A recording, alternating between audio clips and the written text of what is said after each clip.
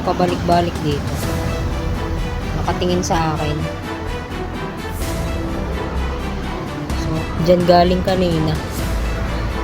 Tapos, yung isa banda rin. Gagawa ko ng video mga tol, medyo nadidistract ako. Wala kasi akong mapwestuhan, kaya medyo maingay din yung ating paligid. Sa video na to ay pag-uusapan natin patungkol sa pagbibigay. Pero kung ikaw naman ay nagbibigay ng hindi na napipilitan, ay hindi na para sa yung video na to. Kaya tapusin mo to hanggang dulo. Ngayon mga bro, pag ba kayo nagbibigay, ay ito ba'y sa pilitan, napipilitan, o bukal ba sa loob?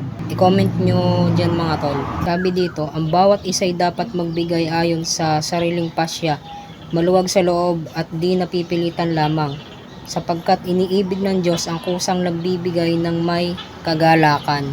Siguro mga kaibigan ay naranasan nyo na ang magbigay o binigyan, tapos ang masaklap sa huli mga tol ay binaoy ka. Ang taong nagbibigay tapos mambabaoy sa huli, yan yung mga taong hindi bukal sa puso ang pagbibigay. Ngayon, ang pagbibigay daw ay sariling pasya, maluwag sa loob at di napipilitan lamang, sapagkat iniibig ng Diyos ang kusang nagbibigay ng may kagalakan. Ang taong nambabaoy ay ito yung nagtanim tapos binunot niya uli. Ngayon, paano ka aani kapag ka ganun na kakabawat tanim mo ay bubunutin mo uli? Ngayon, paano mo marireceive tong verse 8 kung mambabaoy ka? Maganda tong verse 8 mga tol. Ngayon mga tol, tatlong tao na yung pabalik-balik dito. Diyan galing kanina. Tapos, yung isa banda rin. Gagawa ko ng video mga tol, medyo nadidistract ako. Wala kasi akong mapwestuhan, kaya medyo maingay din yung ating paligid. Etong pinakamaganda mga tol.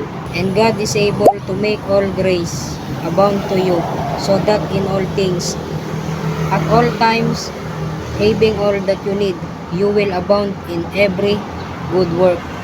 Okay, at dito ko na din po tatapusin ang video na to. Naway meron po kayong natutunan.